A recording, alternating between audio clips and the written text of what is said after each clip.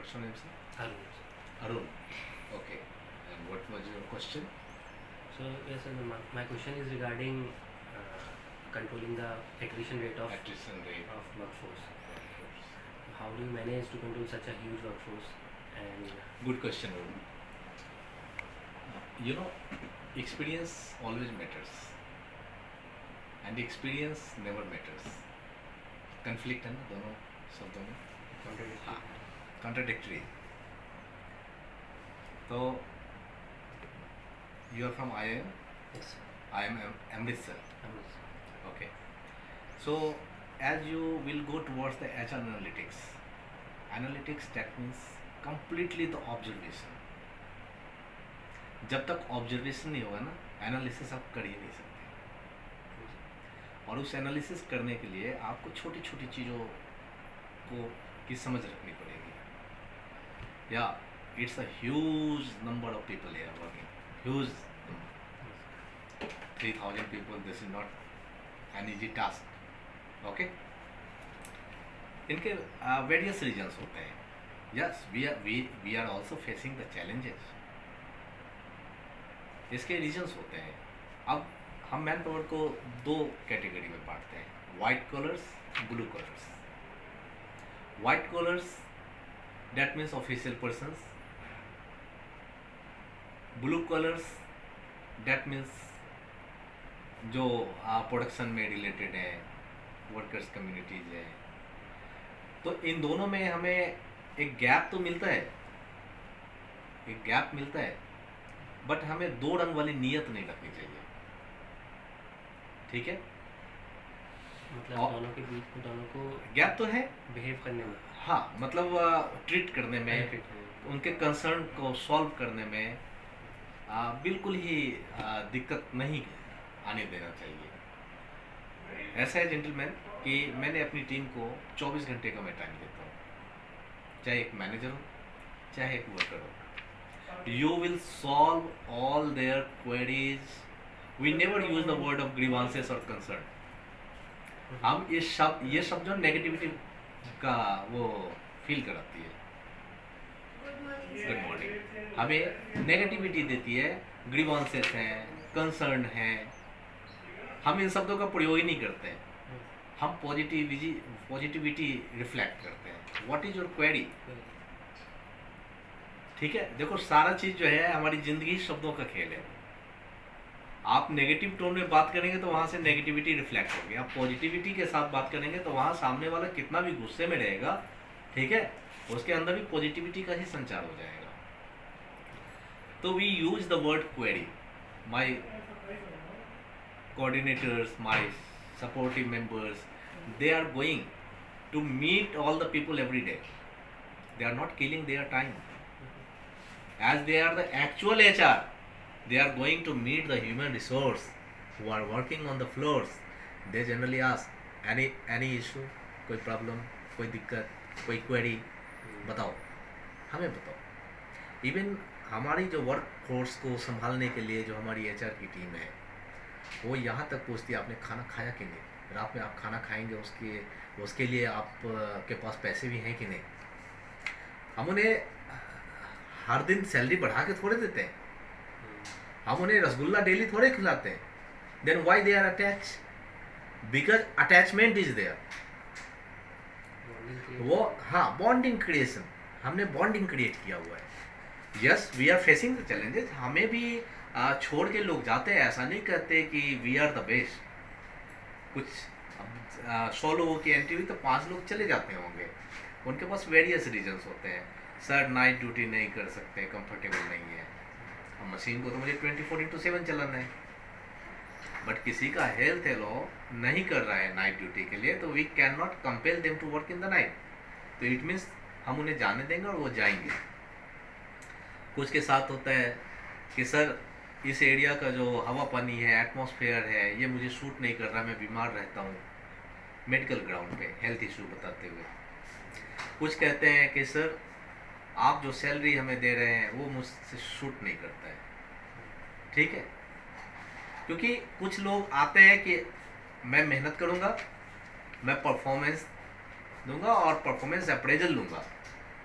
कुछ लोग आते हैं, नहीं मुझे पहले दिन में ही मुझे इतनी सैलरी मिल जानी चाहिए, भले ही मैंने कुछ किया हो या नहीं किया हो, मुझे कुछ आता हो या नहीं आता हो।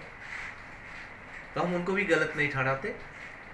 तो इस रीजन से भी कुछ लोग चले जाते हैं, एट्रिशंस के जो रीजन बता रहे हैं। कुछ लोग इसलिए भी चले जाते हैं कि उनके सीनियर्स ही गलत मिल जाते हैं, बॉस। आज एक लड़का आया, सर मेरा जो रिपोर्टिंग ऑफिसर है उसने मुझे अब्यूसिव लैंग्वेज यूज़ किया, and he was ready to go. मैंने I called the reporting officer, मैंने कहा, उसने भी बहुत सारे कारण गिनाए, सर ये नहीं करता है, वो नहीं करता है, कितना वर्ष। तो या तो आपने 2 महीने से समझाने का ही काम किया, इसका मतलब आपने फटे हुए नोट को स्वीकारा है। मैं 10 रुपये का एक परफेक्ट नोट, मैं अगर मैं आपको ये नोट देता हूँ, ठीक है, तो आप इससे कुछ खरीद सकते हैं, एक चॉकलेट तो मिल ही जाएगा, ठीक है। What's your name sir? Swastik. Swastik. अगर मैं इसको फाड़ दूँ और मैं इस पर टेप चिपका दूँ और मैं कहूँ लीजिए स्वास्तिक, आप जाके एक चॉकलेट ले लीजिए, तो दुकानदार क्या कहेगा? ये नोट नहीं भैया चलेगा। ये नहीं चलेगा, दूसरा नोट। आप कह रहे भैया चल जाएगा, लो तो। उसने कहा भैया ये आप ही चला लेना, मुझे फ्रेश नोट दो, ठीक है। तो सवाल है, फटे हुए नोट को स्वीकारा किसने? आपने स्वीकारा, तो चलाइए उसको, ठीक है। अब मैंने उसको कहा इस चीज़ को हम दूसरी तरीके, हम अच्छे लैंग्वेज से भी तो बात कर सकते हैं। अगर वो नॉन परफॉर्मर है उसको विदा करना है, तो अब यहाँ पे दो रीजन्स और निकल गए बातचीत के दौरान, कि वो नॉन परफॉर्मर है इसलिए भी एट्रिशन होगा, क्योंकि उनको तो भेजना पड़ेगा, उनको तो आप रिटर्न करेंगे नहीं, ठीक है। फिर एक रीजन्स उसने दूसरे पक्ष ने क्या बताया कि सर ये एब्यूसिव लैंग्वेज यूज करते हैं, मैं यहाँ पे गाली सुनने के लिए थोड़े आता हूँ। तो बैड बॉस भी एक रीजन्स होता है जाने का। तीसरा क्या होता है, वो कंफर्ट जोन से अगर आप किसी को बाहर निकालिएगा तो उनके अंदर क्या हो, people are getting older and older at the same place, they are sitting idle, अचानक उनको टास्क दिया जाता है ये करिए वो करिए, तो वो बौखलाने लगते हैं, उनको लगता है कि मेरे कंफर्ट जोन में डंडा मार दिया गया। अब वो इधर उधर की बहानेबाजी करने लगेंगे और उसके बाद वो उनको लगेगा कि नहीं मैं यहाँ पे नहीं कर पाऊंगा, तो वो विदा हो जाते हैं। अब कुछ लोगों के जाने का रीजंस उनके सीनियर्स, अच्छे सीनियर्स भी होते हैं। एक अजीब सी बात कर रहा हूँ ना, अच्छे सीनियर्स भी होते हैं। आपने बरगद के पेड़ को देखा है सर? बरगद का पेड़ कहता है नीचे फैले हुए छोटे छोटे छोटे छोटे पेड़ों को, चिंता मत करो, मैं हूं ना। एक डायलॉग बहुत अच्छा है, मैं हूं ना, कोई धूप, तेज धूप तुम्हें नहीं आने दूंगा, कोई बरसात का पानी डायरेक्ट उसके चोट नहीं लगने दूंगा तुम्हें, जाड़ा गर्मी धूप बर्दाश्त सब मैं झेलूंगा तुम्हारे लिए, तुम बस खेलते रहो, लहलहाते रहो। अच्छे बॉस भी अपने जूनियर्स को अगर इस तरीके से कहने, कोई बात नहीं मैं हूं ना, अरे टेंशन नहीं ले, बैठा रहा, मैं कर देता हूँ काम। इट मीन्स आप उनको बर्बाद कर रहे हैं, आप उनको कुछ सिखा नहीं रहे, सीखने के लिए उनको प्रेरित नहीं कर रहे हैं, आप उसको कंफर्ट जोन में बिठा के आइडल घोषित करना चाहते हैं। तो क्या होता, under the shadow of this kind of bosses, ऐसे एम्प्लॉयज भी क्या होता है, सीखते नहीं है। उसके बाद वो क्या होता है, अब क्या होता है, एक समय ऐसा होता है जब वो बॉस अपने ग्रोथ पॉइंट ऑफ व्यू से अगर वो कहीं चले जाते हैं, तो यहाँ जो एम्प्लॉयज है, अब उनको सीधा धूप लग रहा है, सीधा पानी उनके ऊपर बरसात का पड़ा, तो उनको अब क्योंकि उन्होंने तो झेला नहीं, वो तो बड़े कंफर्ट जोन में, बॉस मेरे सारा चीज़ हैंडल कर लेते हैं, तो यहाँ पे उनको दिक्कतें होने लगती हैं, अब वो स्प्लिट हो जाते हैं वेरियस विद तरह तरह के बहाना बना के। अब इसी बातचीत के दौरान एक और मैंने अभी निकाला कि यहाँ जो बॉस बैठा हुआ है वो ग्रोथ पॉइंट ऑफ व्यू से भी बाहर निकलते हैं, तो एक रीजन ग्रोथ पॉइंट भी होता है कि मतलब अपॉर्चुनिटी अच्छा मिले छोड़ के चले जाते हैं, लेकिन अपॉर्चुनिटी की भी डेफिनेशन फिक्स कर देना चाहिए। मैं इंटरव्यू के दौरान कई लोगों को पूछता हूँ, पूछता हूँ मैं कि आपने पिछली कंपनी क्यों छोड़ा? सर अपॉर्चुनिटी के लिए। मैं मेरा एक सवाल होता है, आर यू एन अपॉर्चुनिस्ट? तब तो आप मुझे भी छोड़ के भाग जाओगे, because I never believe to hire an employ, I want to hire an assets of the organisation. ठीक है, नहीं तो ये 2020 मैच तो फिर एक ऑर्गेनाइजेशन के लिए 2020 मैच थोड़े अच्छा लगेगा। ठीक है, people must be the test player in an organisation. अब अरुण, राइट, हमने बताया कि ग्रोथ पॉइंट ऑफ व्यू से वो निकल गए because they were looking for the opportunities. Opportunities को दोनों तरफ से आप ले सकते हैं, पॉजिटिविटी के तौर पे भी और नेगेटिविटी के तौर पे भी, कि आपको खुद को डिफाइन करना पड़ेगा कि आप अपॉर्चुनिस्ट तो नहीं है, कि आप 6-6 महीने एक साल में जॉब चेंजिंग वाले माइंडसेट तो नहीं है। अगर आपके रिज्यूम पे 4 साल में 5 कंपनियों का टैग लगा हुआ, it means you are an opportunist और यू आर नॉन परफॉर्मर और you are non stable guy. But sir इसी Yeah, पोजीशन please, पे please. How to trade off, मतलब हो सकता है कि a person is too smart और too good, he is switching for better pay scale और समथिंग, तो मे बी आपके लिए ये ट्रेड ऑफ कैसे होगा कि मैं इसको हायर करता What? हूं, it's a good person for me. How can you judge that the smart player is looking for always a change? I mean, he is switching for a better job and companies are hiring him. That means he is capable enough. That's There are so many pizza centers in our country, as I think so. पहला test आपको जहाँ मिला होगा ना, आप बार बार वहीं जाना पसंद करते हैं। मैं पहली बार पिज़्ज़ा हट में खाया था। I never go to Domino's. जो मतलब ये बात मेरा अपना ऑब्जर्वेशन है, मैं ये नहीं कहता, कुछ लोग देखेंगे सोचेंगे तो वो कहेंगे भैया ये क्या जवाब है। हाँ, I never go to test others. Smart player हमेशा चेंजिंग नहीं खोजता है। मैं अपनी टीम को कहता हूँ, how I am getting all the things from here, I have been here for 14 years। अगर मैं चापलूस होता तो चापलूसी से कितना दिन तक चल सकते हैं इंसान? 1 साल 2 साल बटरिंग करके या तलवा से हला के उसकी सच्चाइयाँ निकलेंगी। 3 साल में आप बाहर, 2 साल में बाहर, 6 महीने में ही बाहर, राइट। जो स्मार्ट प्लेयर होता है उसके साथ हमेशा परफॉर्मेंस जुड़ा होता है। स्मार्ट प्लेयर हमेशा परफॉर्मेंस जज करता है, अपने साथ टैग लगा के रखता है। तो परफॉर्मेंस की तो कदर हर जगह होती है। Why he is not stable? He must be stable. किसी ने मुझे कहा नहीं, मतलब मैंने लिखा हुआ था कि stability must be within our career. मैंने अपने एक वीडियो में डाला हुआ था। तो कुछ सवाल जवाब होता है ना, तो किसी ऑडियंस ने उसमें किसी विजिटर्स ने उसमें ये लिया कि सर स्थिरता एक लेवल तक सही होता है, बट स्थिरता इंसान को सुस्त बना देती है। ये तो आपके ऊपर निर्भर करता है ना कि आप चिपक के बैठे रहना चाहते हैं कि अपने आप को एक्टिव बनाए रखना चाहते हैं। ये माइंडसेट तो आपका होगा। आप अगर खुद को स्मार्ट प्लेयर घोषित कर रहे हैं तो परफॉर्मर भी आपको ही घोषित करना पड़ेगा खुद को। Why we will look for our team leader or managers or down the people? वो क्यों घोषित करेंगे? This is your life. You have to take the decision. आप सुबह में जो घर से आए हैं तो अपने बालों में कंघी आपने लगाया है ना, दूसरे तो नहीं लगाया। ये यूनिफॉर्म या कपड़े या जो भी हैं आपने पहना है ना, दूसरा तो नहीं पहना है। तो जब सारा काम आप अपना कर रहे हैं तो आपके करियर और आपके फ्यूचर का फैसला भी तो आप ही लेंगे।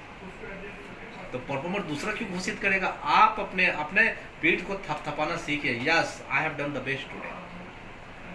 PAT on your shoulder by yourself, why the others. ठीक है। और मैं अपनी टीम को कहता हूँ, never expect the appreciation from my side. कभी मुझे ये मत कहना कि मैंने इतना काम कर दिया, एक शब्द अपने एप्रिसिएशन का नहीं कहा। झूठ बोल के एप्रिसिएशन या मैं मन मार के एप्रिसिएशन थोड़े दे सकता हूँ। तो बहुत सारे लोग इसकी वजह से भी जाते हैं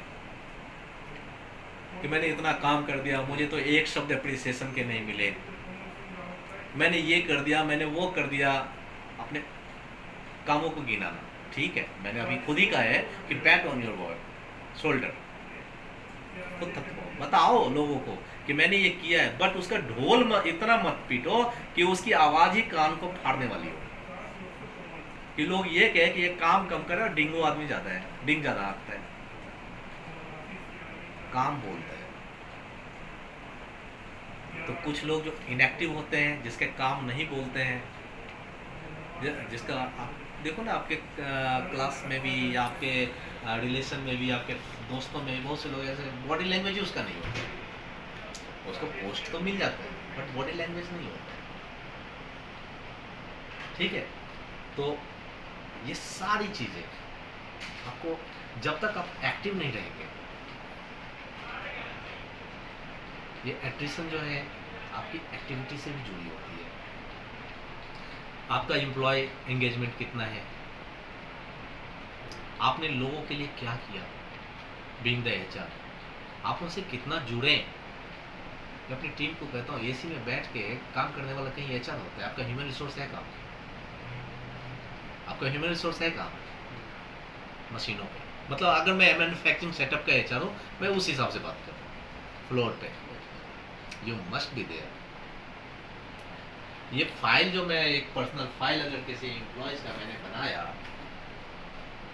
तो इसमें इंसान नहीं है, उसका डाटा है, उसके बारे में लिखे हुए शब्द है, उसने अपने बारे में सारा चीज लिखा है, लेकिन इस फाइल में मौजूद इंसान का फिजिकली अपीयरेंस कहाँ है, मशीन फ्लोर पे। उनसे मिलिए। बिहार, यूपी, बंगाल, उड़ीसा, भारत देश के कोने कोने से लोग आ रहे हैं, उनकी मानसिकता कैसी है, उनके थॉट्स कैसे हैं, उनका कल्चर कैसा है। एंड मेरी टीम के लोग मुझे कहते हैं कि आप कहाँ से हैं, मैंने कहा I am basically from Madhubani, Bihar. तो आप जो है बंगाल से कोई आता है तो आप कैसे कहते हैं कि कहाँ के रहने वाले हो, अच्छा वो कहता है मिदनापुर, तो आप 4-5 जगह की गिनती क्यों करा देते हो सराउंडिंग्स का। मैंने कहा मैं इसलिए करा देता हूँ ताकि नया आया हुआ कोई फीलिंग ऑफ बिलोंगिंगनेस, इंसान, उसको ये नहीं लगे कि मैं यहाँ अकेला हूँ और मेरी सुनने वाला कोई नहीं होगा। If they speak Bangla, I start to speak in Bangla. If they speak in Nepali, I start to speak in Nepali. This is only due to creating the personal bonding and attachment, कि उसको ये फील नहीं हो कि मैं घर से निकला हूँ, अकेला हूँ यहाँ, पता नहीं मैं किस कंपनी में आया हूँ, मैं टिकूंगा कि नहीं। और कौवा कौवे की भाषा बोलेगा, तोता तोते की भाषा बोलेगा, ठीक है। वो अपने ग्रुप पे ज़्यादा भरोसा करता है ना। तो नेपाली मूल के लोग जो भारत में रह रहे हैं, अगर वो आपकी कंपनी में ज्वाइन कर रहे हैं और आपने उसको नेपाली में बात कर लिया, तो वो बहुत मजबूत महसूस करते हैं। उनको लगता है यस हमारा कोई है जो मेरे से बात करना है, कंपनी का एक सीनियर लेवल का आदमी। तो personal bonding, personal creation, personal attachment, ये भी बहुत सारी चीज़ें है जो एट्रिशन नहीं होने देती है। अगर ये नहीं है तो ये रीजन्स बनते हैं एट्रिशन का। फिर कुछ और भी रीजन, इसको फिल्टर कर लीजिएगा। अब आप गेट पे आए, आपको गेट पे कोई बुरी तरीके से ट्रीट कर दिया, तो आपके भले ही 99% आदमी अंदर अच्छा हो, बट 1% आदमी ने अगर आपको पहली बार में आपके साथ मिसबिहेव कर दिया या मिसकम्युनिकेशन कर दिया, तो फिर वो एट्रिशन का कारण बनेगा, क्योंकि आप उसको ईगो पे बहुत, हाँ, तो एक रीजन होता है ईगो, ठीक है। मैंने ईगो का देखो लिखा हुआ है, E for energetic, G for goal oriented and O for observer. मेरे लिए ईगो का ये है, लेकिन बहुत सारे लोग ईगो को अहंकार से जोड़ लेते हैं, मैं तो ये हूँ, मुझे इन्होंने ऐसा क्यों कहा, ठीक है। तो अगर जिसके अंदर ये चीज़ें पनप गई हैं, तो उसका माइंडसेट बड़ा मुश्किल से चेंज होता है, क्योंकि उसने अपने लिए एक डायलेमा बना रखा है, रेडियस बना रखा है, वो उससे बाहर नहीं निकल पा रहा है, अंदर निकलने की कोशिश कर रहा है। वो समझता है एको हम द्वितीयो नास्ति, मैं ही अहम ब्रह्मा, मैं ही ब्रह्मा हूँ, मेरे बाद मुझे कोई नहीं सिखा सकता। उसकी हिम्मत कैसी है मुझे ये कहने की, ठीक है। और कुछ जो रीजन्स होते हैं, सैलरी नहीं बढ़ी, आपकी सैलरी इतनी क्यों बढ़ी, मैं भी मेरी सैलरी इतनी क्यों बढ़ी, उसके पीछे वो नहीं जाते हैं कि क्यों हुआ। आई एम जस्ट गिविंग, मतलब इससे पहले भी मैंने कुछ उदाहरण दे रखे हैं लोगों को। The two guys, an HR manager hire two guys from MBA background, एक ऐसे नाम कोट कर रहा हूँ, एक अशोक और एक अनिल। अशोक का 87% मार्क्स था और अनिल का 90% मार्क्स था, ठीक है। अनिल इसमें घूमता रहता था कि मैंने 90% मार्क्स लाया, I am superior to, okay. Well personality, dressing sense भी अच्छा, बोलने में भी काफ़ी अच्छा, दोनों जेंटलमैन, दोनों को हायर किया गया, सेम सैलरी हमने ऑफर किया, दोनों को कहा कि हम आपको एज ए ट्रेनी हायर कर रहे हैं, we are offering you 40,000 rupees, and after judging your performance within 6 month हम आप दोनों का इंक्रीमेंट री इंक्रीमेंट कर देंगे। बोथ वे आर वर्किंग, और HR में हमने उनको लिया। आफ्टर 6 मंथ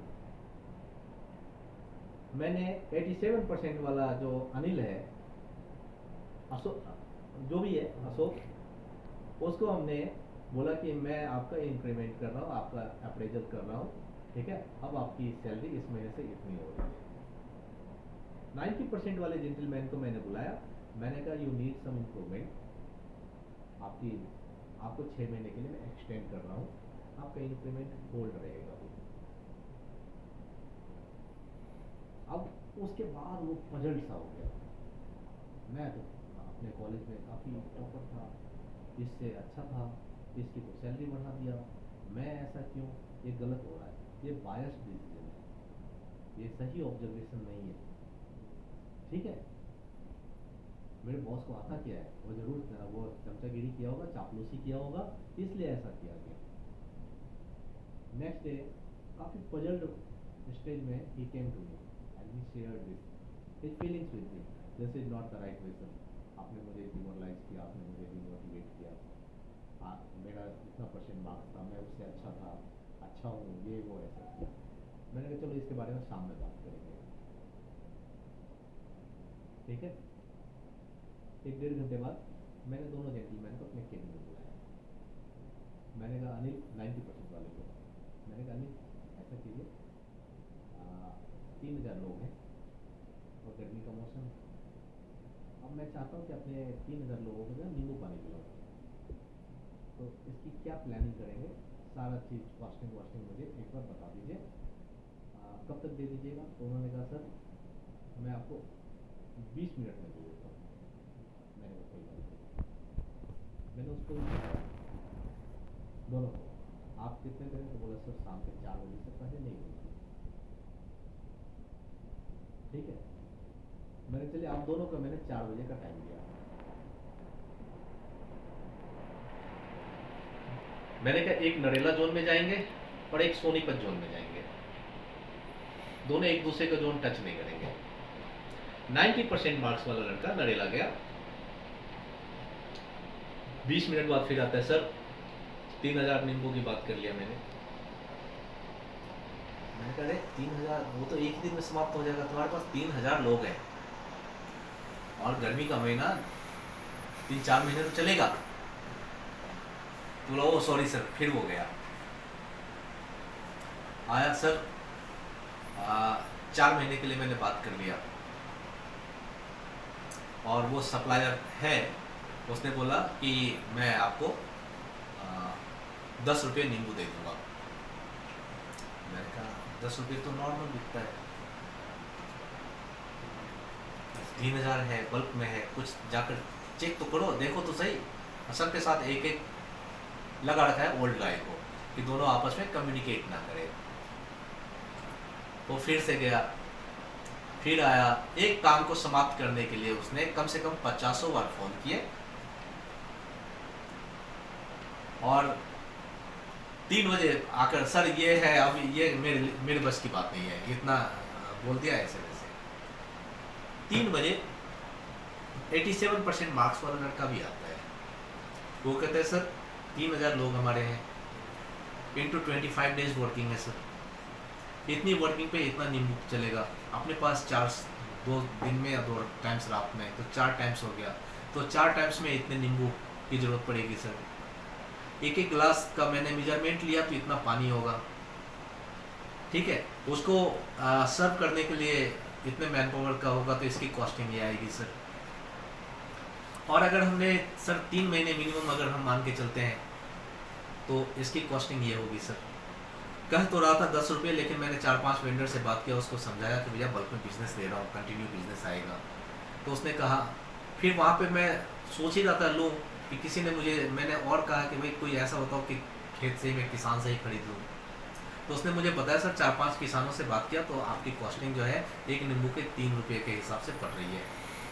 तो ये रहा आपका चार्ट।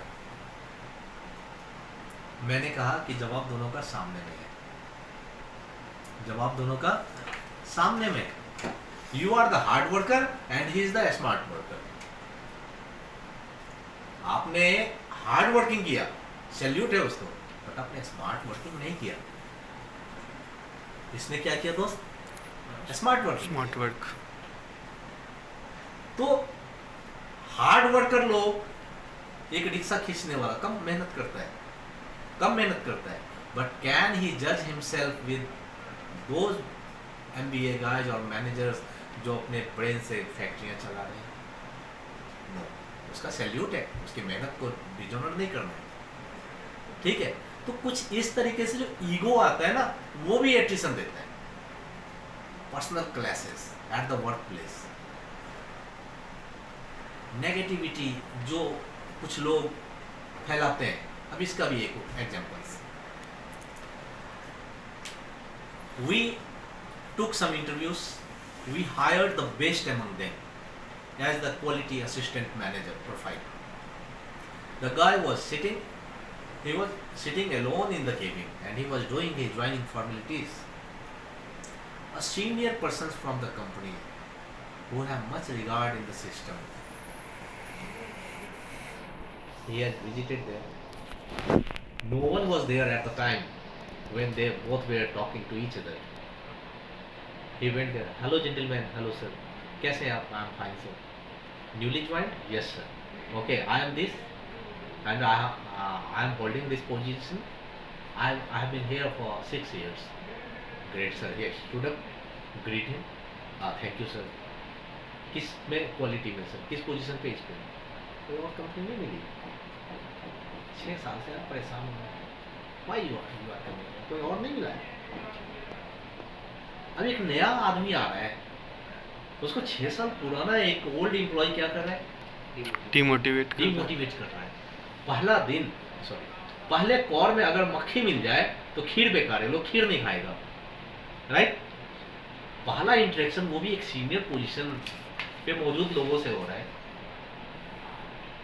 और उसको बताया जा रहा है इस तरीके की बात, तो क्या उसके अंदर जाएगा, क्या माइंडसेट उसका तैयार होगा? He went out. Suddenly, I came at my reporting time. मैंने देखा वो बैठा हुआ है।